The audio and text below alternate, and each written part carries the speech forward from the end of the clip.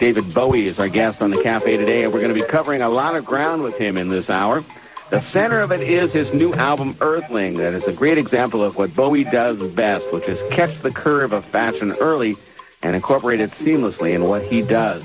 The music on Earthling uses the British style of techno music, drums and bass, or jungle music to form a new set of songs that David has written, and it just works really well, as we will hear with a fine set of new songs.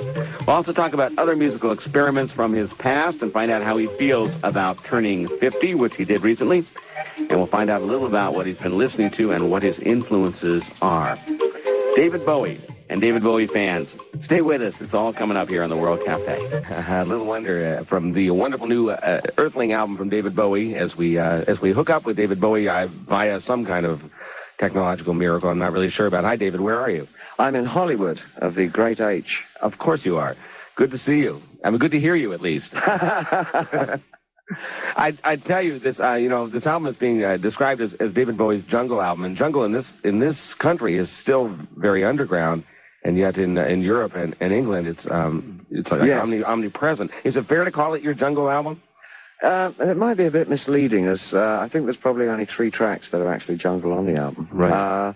I think that probably people notice that a lot because it is such an unusual sound in America.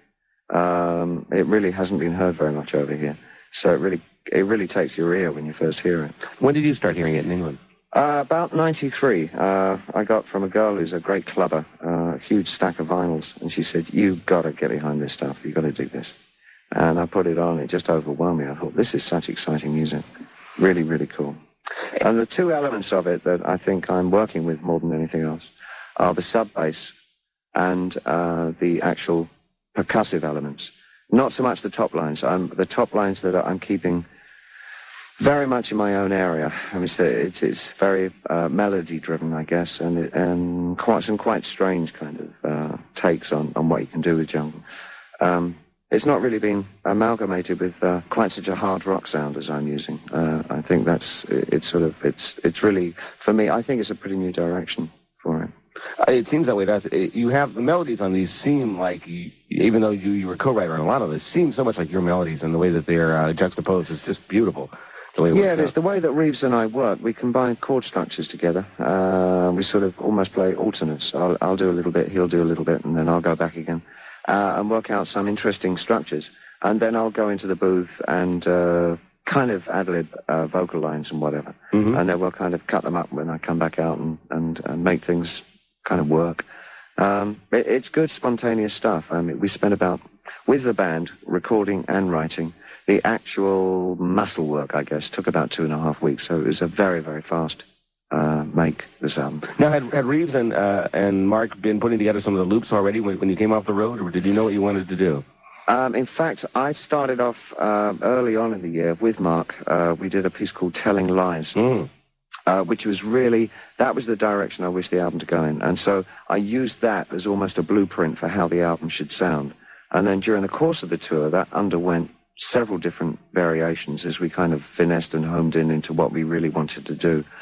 And I put 3 of the mixes out on the internet halfway through the year.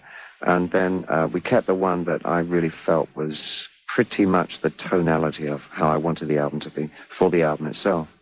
The first time we really fooled around with the idea of those kinds of percussion rhythms was on Outside. There are a couple of tracks on there that sort of give a nod to that particular currency. And one was We Prick You, and the other one was called I'm Deranged. I thought this is definitely, this is an area I really want to get more immersed in. This seems a little more direct than in some ways than that record. Yeah. It kind of hits you over the head, much more so. I wanted to play the version of Telling Lies that finally made it onto the CD. And, yes, please do. And this is it. This is Telling Lies. This is the non-internet version, or one of the internet versions from David Bowie. Telling Lies from Earthling. David Bowie is our guest today on the World Cafe. I wanted to talk about another track because I love it. It's a dance track about aging, which is Dead Man Walking. It's nothing like old men dancing. Better than Dead Man Walking, I suppose. Well, if you're that particular old man, yeah. Yes, it is about aging. Aging comfortably, and knowing what to wear. Yeah, exactly. Yes, I think so. Yes, it's a strange question.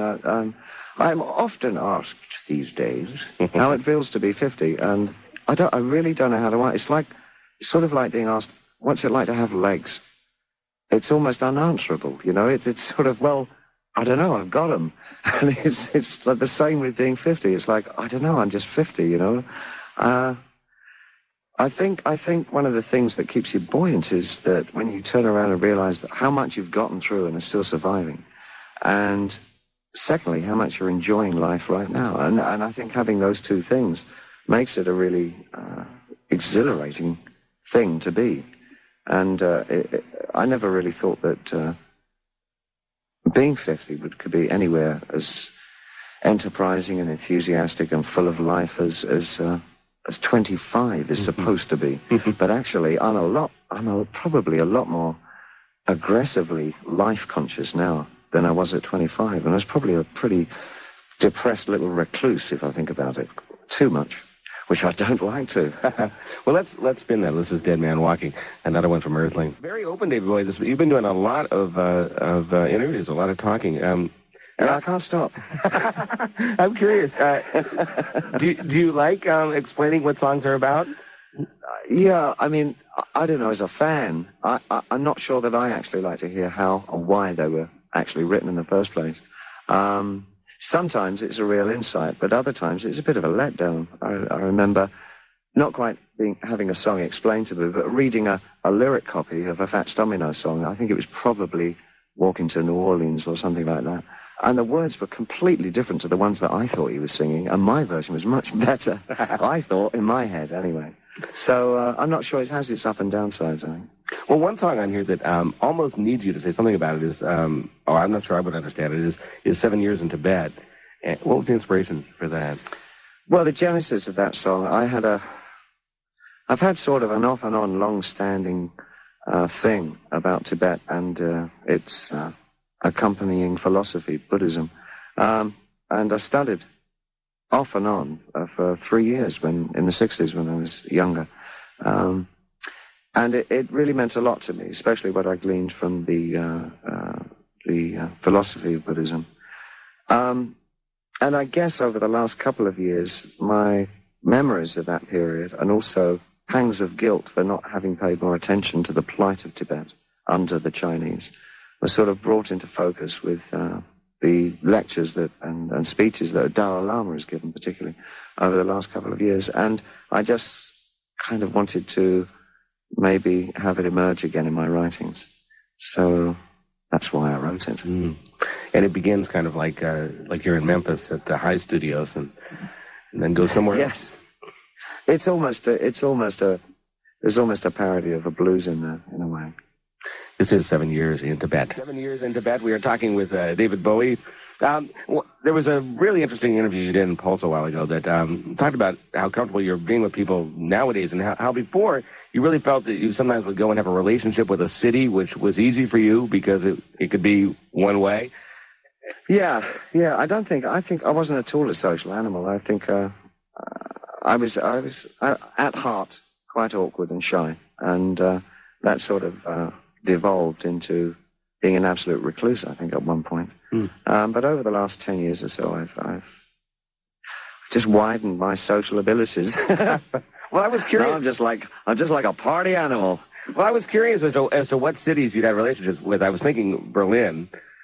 Yes, Berlin very much, and off and on over the years, the recurring cities. Back to my own country, London, of course.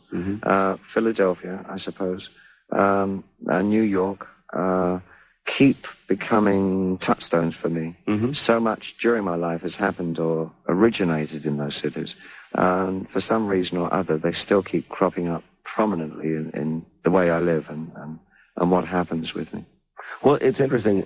Philadelphia, of course, you recorded a live album here and then recorded Young Americans here. Yeah. And that was a different kind of immersion in a different kind of R&B dance culture in a way. Yes, exactly. Once again, as you said, it was dance once again, and I think that's been a recurring thing in my work. The underpinning of most of my successful stuff has always had some acknowledgement of the dance form in the fabric at the time. And I thought we would play something from that. Well, we have to play Young Americans because it's so perfect. Recorded in one of those cities that David Bowie's had a relationship with, Young Americans. He's our guest today on the World Cafe, and we're talking about Earthlings, the new album, and so many projects. I'm interested. I have a question with these Bowie bonds being issued. Can we look for Me too. I can't buy any. I've tried. I've been on the street. No scalpers in sight. Now, these are all based on I guess, future royalties. Does that mean that we will look for a change on where your albums are available, what label they're available on? Not at all. That's probably the innovative part of this whole structure, is that I keep very close creative tabs on everything that happens to my work. That's what makes it far more interesting than a lot of those ventures.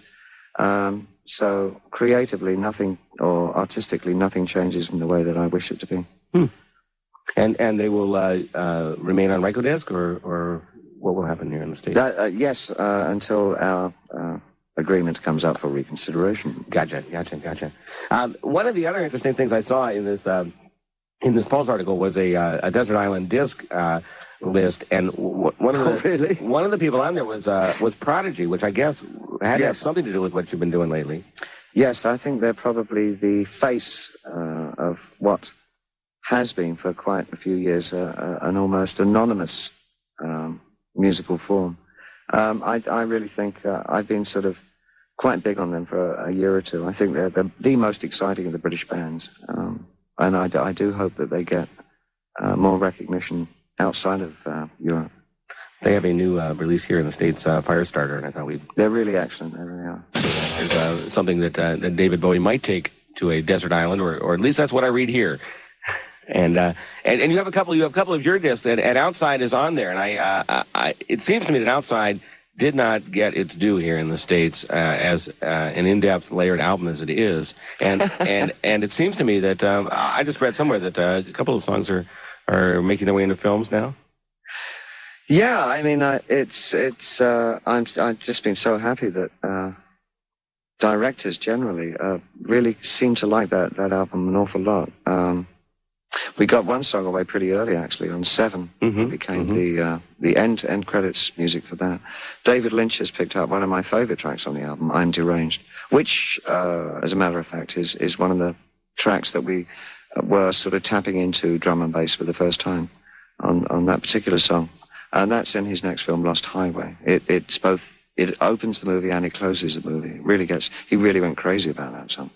I was very happy with that. And generally, it's been an extraordinary year so I think something like 14, 15 films are either in the process of coming out with my songs in, or have been out over the last 18 months. It's been just incredible. Well, there's always been obviously a visual element to what you do, but you usually control the visual aspect of it. It's interesting to see what someone else will do with your song. Yes, I think, yes, absolutely, definitely. It's going to be quite an interesting year to see what comes out. A couple other things I wanted to ask you about. Well, I have my vinyl copy of Man Who Sold the World, but unfortunately we were a continent apart, so you can't sign it. But did Nirvana's unplugged version of that take you by surprise when they did that? It did, and it was very poignant because I didn't actually get to see the performance until after Kurt had left us. So it was very strange to see. My immediate reaction was I really wanted to talk to him, you know, and ask him how he discovered the song and stuff like that. And it was very touching, and I'm very proud that they did it. And it's been really nice, you know, because over this last year we worked with Foo Fighters a couple of times on the festival tour last year, and we really got on very well, and they came, as you probably know, and did the Garden Show. Right. And just a couple of nights ago, we were in the studio as well, just fooling around with Frank Black from Pixies, and that was pretty exciting. It really was. Great energy. What was your baptism by fire with Nine Inch Nails like on that tour? I've heard it said that it was kind of surprising to find the audience so leaning towards Nine Inch Nails on that tour. Well, frankly, it didn't surprise me. I thought it was going to be like that. I thought it was the sense of, it was a kind of challenge that makes me work really hard.